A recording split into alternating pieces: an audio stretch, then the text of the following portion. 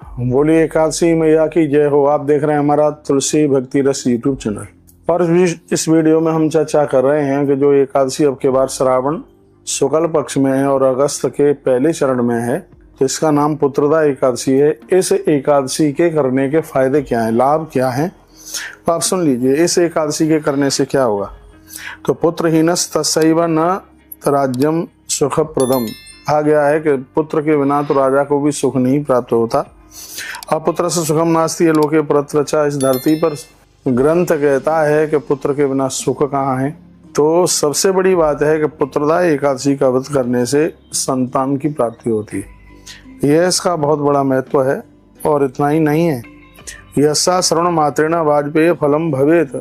जो पुत्रदा एकादशी सावन में पड़ने वाली पुत्रदा एकादशी की व्रत कथा सुनते हैं, उसे निश्चित रूप से उन्हें वाजपेयी यज्ञ करने का फल प्राप्त हो जाता है। इतनी बड़ी महिमा है।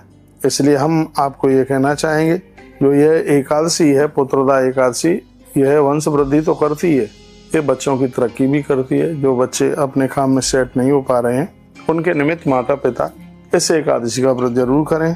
बड़ी महिमा है। निराहारम जितात्मानम जित क्रोधम सनातनम। कहते हैं कि इसमें इंद्रियों को जीत कर बिना अन्न लिए सिर्फ फलाहार करके या फल और सब्जियां खा करके, फलियारी वाली सब्जियां खा करके, दूध पी करके इस व्रत को किया जाए तो यह व्रत अपने आप में बहुत ज्यादा श्रेष्ठ है। वयम तस् प्रजा ब्रह्मण पुत्रवत्तेन पालता। राजा को प्रजा मिलती है, एक पिता को पुत्र की प्राप्ति होती है।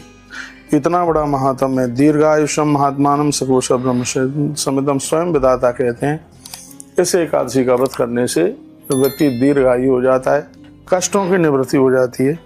जो बच्चे बेरोजगार रूप से जीवन जी रहे हैं, उनकी बेरोजगारी समाप्त हो जाती है।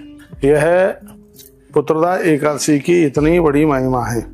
श्रावण मास के शुक्ल पक्ष में पड़ने वाली तो यह एकादशी अपने आप में बहुत बड़ा महात्म्य रखती है। विष्णु लोक मापनोति सर्वपापी प्रमुच्यते। अंत में लोग संपूर्ण पापों से मुक्त होते हुए भगवान नारायण के भवन में जाते हैं, भगवान के यहाँ जाते हैं। रात्रु जागरणम कृत्वा काम का नरा। यदि आधी रात्रि तक आप जागरण करते हैं भगवान के नाम का, तो एकादशी की महिमा बढ़ जाती है।